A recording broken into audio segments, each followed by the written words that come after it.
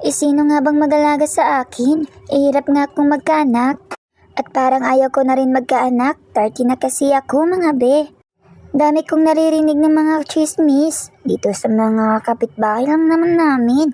Meron ding iba, kamag-anak ko lang din. Wala daw mag-aalaga sa akin pagtanda ko. Yan naman din ang nangyayari sa totoong buhay. Lahat ng mga anak ninyo, pag magkaroon ng sariling pamilya, magbubuko din sila. Inaalagaan nila ang sarili nilang pamilya. At kayong mga magulang, normally, ang mag-aalaga sa inyo, yung mga malapit ninyong mga kamag-anak na medyo gipit sa buhay. Aalagaan kayo kapalit ng mga sustento.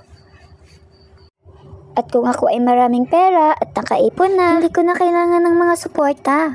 Basta pera, kahit hindi mo naman kamag-anak, ay alagaan ka.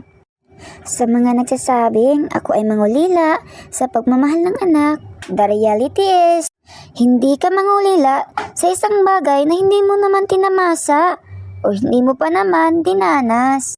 Sa mga nagsasabing wala daw akong silbing babae dahil hindi daw ako magkaanak, pwede naman siguro magbilangan na lang tayo ng tax para mas magkaalaman kung sino ba ang may mas malaking silbi sa Pinas.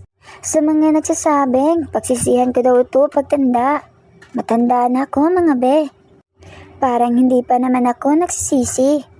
Pinagpipilitan nyo kasi na ang gusto nyo ay gusto rin ng iba. Ay ang paborito nyong hipon ay allergy sa iba. Kaya palawakin ninyo ang utak ninyo. Iba raw kasi ang happiness pag magkaanak ka. Hindi pwedeng happiness ninyo ay happiness ko rin. Sa buhay ko ngayon ay wala pa naman akong hinahanap pa mga be. Parang feeling ko nga parang mas masaya pa ako kumpara sa stress pa sa asawa, stress pa sa pang-ulam nila. Magkakaibang tao, hindi porket wala akong anak ay nakakalamang na kayo. Depende lang yan sa point of view. Maaaring makalamang kayo kung yun talaga ang pangarap ko. Pero kahit gaano kataas ang pangarap nyo, hanggat hindi yan ang pangarap ko, wala yung value sa buhay ko. Gets nyo mga be? Yun lang. God bless.